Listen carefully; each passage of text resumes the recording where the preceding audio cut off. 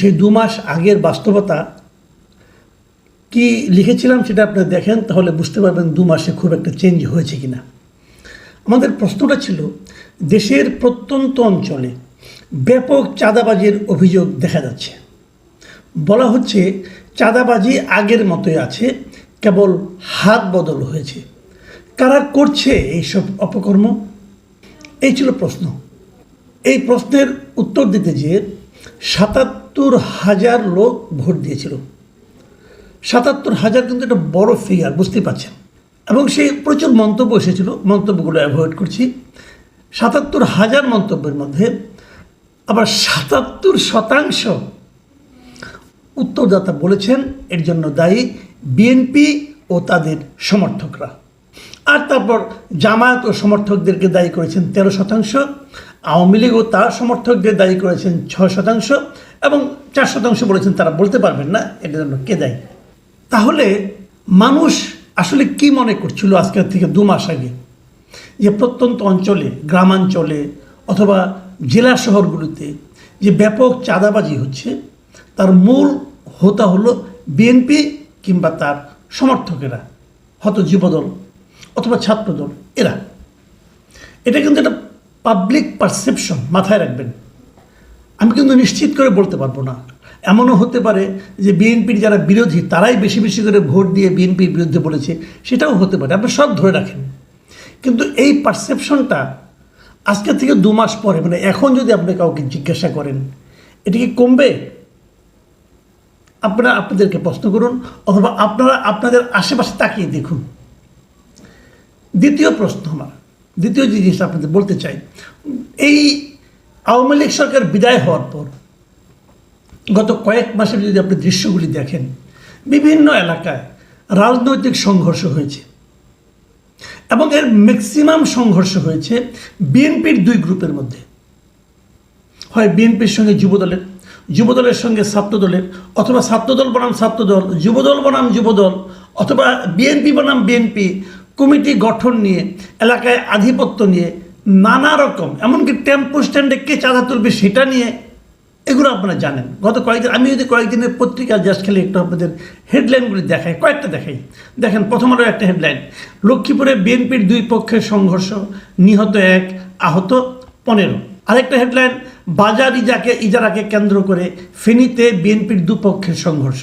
সিদ্ধিরগঞ্জে আধিপত্যে দ্বন্দ্বে বিএনপি ছাত্রদল সংঘর্ষ, গুলি, আহত 10। তারাইলে বিএনপির কাউন্সিল নিয়ে 2 পক্ষের সংঘর্ষ, নিহত 1, আহত 5। মানে একটা কমিটি কি হবে সেটা নিয়ে মারামারি করে একজন মরেই গেল, একজন লোক জাস্ট মারা গেল, কমিটি কি হবে না হবে এটা নিয়ে ভাবুন একবার। মানে কোন পর্যায়ে চলেছে এগুলো। নরসিংদীতে বিএনপির 2 পক্ষের সংঘর্ষে আহত শ্রমিক দল নেতার মৃত্যু, এখানে মরে গেছে। নারায়ণগঞ্জ দেখেন, এখানে কি হয়েছে, সোনারগাঁয়ে বিজয় দিবসের র্যালিতে বিএনপির 2 পক্ষের সংঘর্ষে আহত 12। মানে একটা র্যালি করবে, বিজয় র্যালি করবে, সেখানেও তারা সংঘর্ষ করছে। কেন? আসলে আধিপত্য বিস্তার। এই সব কিছুর কারণ কিন্তু আধিপত্য বিস্তার। আধিপত্যটা কেন? আমি যদি এলাকায় দেখাতে পারি যে আমি বিএনপির মূল লোক, তাহলে যদি বিএনপি আগামীতে ক্ষমতায় আসে, তাহলে এই চাঁদাবাজির পুরো জিনিসটা আমার হাতে থাকবে, যে জিনিসটা আওয়ামী লীগ আমলে ছিল। মানে রাজনীতিটা কোন দিকে যাচ্ছে এটা ভেবে দেখুন। আরেকটা হেডলাইন দেখেন, কুষ্টিয়ায় বিএনপির 2 পক্ষের সংঘর্ষ, আহত 3। মানে এরকম আপনি যদি খোঁজেন অনেক পাবেন, অনেক। আমি এক জাস্ট খালি হাতের কাছে যেগুলো পেয়েছি আপনাদের দেখালাম। আবার দেখুন এই যে ঘটনা প্রবাহ, এই ঘটনা প্রবাহের আরেকটা দিক আছে, সেই দিকটা একটু বলি। সেই দিকটা হলো, সম্ভবত বাংলাদেশে বিএনপি প্রথম একটা রাজনৈতিক দল, যে রাজনৈতিক দল নাকি এই সময়ে সবচেয়ে বেশি সংখ্যক তাদের দলীয় নেতাকর্মীকে এই সমস্ত অপকর্মের অভিযোগে অথবা অপকর্মের দায়ে দল থেকে বহিষ্কার করেছে। কোথাও কোথাও বিএনপির পক্ষ থেকে তাদের কর্মীর বিরুদ্ধে মামলাও করা হয়েছে, পুলিশের হাতে ধরিয়ে দেওয়া হয়েছে। হয়েছে কিনা? হয়েছে। এটাও কিন্তু প্রথমবারের মতো। কখন আগে দেখেছেন? আমি দেখিনি যে নিজ দলের নেতাকর্মীদের এভাবে ধরিয়ে দেয়, দেখিনি আমি। তাহলে এই সব কিছু আমি বললাম বিএনপি নিয়ে। কেন বললাম সে আলোচনাটা একটু আসি, সংক্ষেপে আসি, বেশি বড় করলে অনেক বড় হয়ে যাবে। প্রশ্নটা হলো, প্রথম প্রশ্নটা করি, এই যে মারামারিগুলি হচ্ছে, এই মারামারিগুলিতে এই যে অঘটন অপকর্মগুলি হচ্ছে, এতে বদনাম হচ্ছে কার? বিএনপির। ভাবুন, যদি সামনে নির্বাচনে হয় একটা, সেই নির্বাচনে এই ঘটনাগুলি যদি উপস্থাপিত করা হয়, ক্ষতি হবে কার? বিএনপির। তাহলে বিএনপি কেন নিজের ক্ষতিটা নিজে বুঝতে পারছে না? নাকি বুঝতে পারছে, কিছু করতে পারছে না? যা কিছু করছে তারা, তাতে কি এটা থামানো যাচ্ছে না যাচ্ছে না? সেটা হলো মরুভূমিতে এক ফোঁটা পানি ফেলার মতো হচ্ছে, সেই পানি হারিয়ে যাচ্ছে। তাহলে এই যে ঘটনাগুলি ঘটছে, লাভ হচ্ছে কার? এটাই হলো $1,000,000 কোশ্চেন। লাভ হচ্ছে কার? দেখেন, অপরাধ বিজ্ঞানে একটা কথা বলা হয়, যখন কোনো অঘটন ঘটে, ধরুন একটা হত্যা হলো, একটা বড় ধরনের অন্যায় হলো, একটা ডাকাতি হলো, যা কিছু ঘটলো, যখন এরকম একটা অন্যায় ঘটে, অপরাধ বিজ্ঞানীরা প্রথমে যে কাজটা করেন, প্রথমে তারা যে দেখেন এতে বেনিফিশিয়ারিকে, মানে কার লাভ হচ্ছে, কার সুবিধা হচ্ছে, এবং সেটাই হলো সবচেয়ে ইম্পর্টেন্ট। এখানেও তাই। বলুন তো, লাভটা কার হচ্ছে? লাভটা কার হচ্ছে? বিএনপি তো ধরে নিয়েছে, অনেকে বলে যে না, বিএনপি আগামীতে নিশ্চিন্ত ক্ষমতায় আসবে। আসবে কি নিশ্চিন্ত? আপনারা কীভাবে নিশ্চিন্ত ভাই? আমরা কিন্তু এরকম দেখেছি 91-এ যখন এরশাদের পতন হলো, এরশাদের পতন হওয়ার পর অনেকে নিশ্চিন্ত হয়ে গিয়েছিলেন যে আওয়ামী লীগ ক্ষমতায় আসবে। সবাই ধরে নিয়েছিল। আওয়ামী লীগের সভানেত্রী তৎকালীন শেখ হাসিনা 3 জায়গা থেকে দাঁড়িয়েছিলেন, ঢাকার তেজগাঁও থেকে, আর পুরনো ঢাকা থেকে, আর নিজের বাড়ি টঙ্গিপাড়া থেকে। টঙ্গিপাড়ায় না দাঁড়ালে তার খবর আসছিল, কারণ উনি তেজগাঁওতে মেজর মান্নান নামে একটা অখ্যাত লোকের কাছে হেরে গেছিলেন, এবং পুরনো ঢাকায় সাদেক হোসেন খোকার কাছে হেরে গিয়েছিলেন, এবং দল হিসেবে আওয়ামী লীগ ওই নির্বাচনে পরাজিত হয়েছিল। কেউ চিন্তাও করেনি, কেউ না। কিন্তু নির্বাচনটা এরকম, কি হবে আপনি বলতে পারবেন না। এখনই হয়তো বিএনপির অনেক নেতা মনে মনে ঠিক করে নিচ্ছেন, মন্ত্রী ইলেকশনের পর উনি কোন মন্ত্রণালয় নেবেন, কেউ জানে না কি হবে। নির্বাচনটা এমন। তাহলে ক্ষতিটা হচ্ছে কার? আমি সেই প্রশ্নটা আবার আসি, অথবা লাভটা হচ্ছে কার? দেখুন, এখন আরেকটা কথা বলি। ইদানিং একটা কথা প্রায় শোনা যাচ্ছে যে বিএনপি কেবল নির্বাচন করে বলা হচ্ছে, কিন্তু তার মানে ওই যে যেন ভাবখানা এরকম বিএনপি নির্বাচন হলেই জিতে যাবে, সেটা যে নিশ্চিত না, এটা আপনারা বুঝতে পারছেন। কী হবে কেউ জানে না, জিততেও পারে, নাও জিততে পারে। কিন্তু এই যে বিএনপি কেবল নির্বাচন করে, এই যে স্লোগানটা, এই যে ন্যারেটিভটা ব্যাপকভাবে ছড়িয়ে দেওয়া হচ্ছে, এর পেছনে কারণটা কি সেটা একবার ভাবেন। এর পেছনে কারণ হলো যে বলা হচ্ছে যে বিএনপি নির্বাচনে যদি বিজয়ী হয়, যারা বিজয়ী হতে চাচ্ছে, বিজয়ী হওয়ার জন্য পাগল হয়ে গেছে, বিএনপি নির্বাচিত হলেও সেই একই ঘটনা ঘটবে।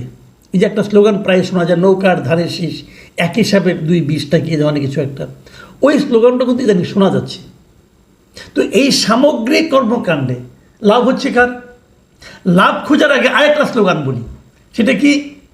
যে ডক্টর ইউনূসের সরকারকে 5 বছর থাকতে হবে, কেউ কেউ বলছেন 10 বছর থাকতে হবে। তো ইউনূসের সরকার কি কোনো রাজনৈতিক সরকার? না, অরাজনৈতিক সরকার। এই অরাজনৈতিক সরকারের পক্ষেও কিন্তু লোকজন আছে, তারা বলছে এখানে রাজনীতিকে তারা দোষারোপ করছে, বলছে যে অনেক রাজনৈতিক দল দেখেছি, রাজনৈতিক সরকার দেখেছি, এবার বরং একটা অরাজনৈতিক সরকার দেখি।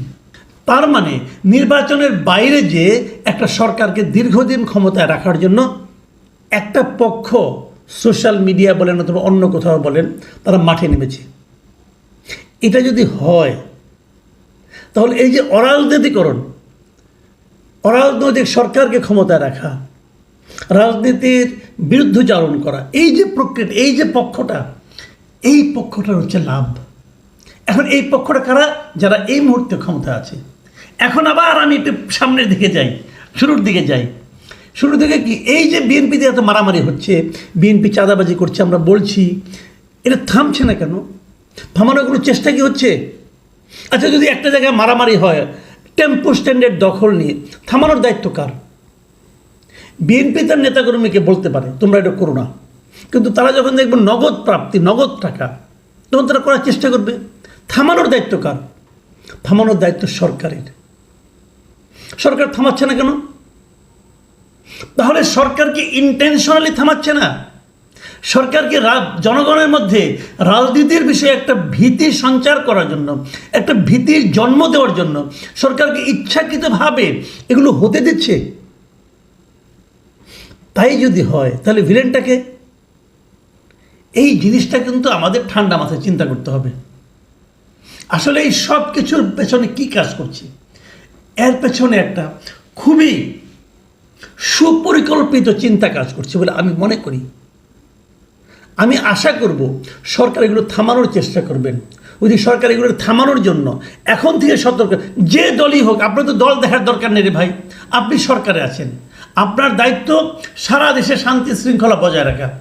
যদি ঘরে ঘরেও মারামারি হয় সেটাও আপনার দেখার দায়িত্ব। মারামারি কেন হবে? মারামারি থামাবেন আপনি।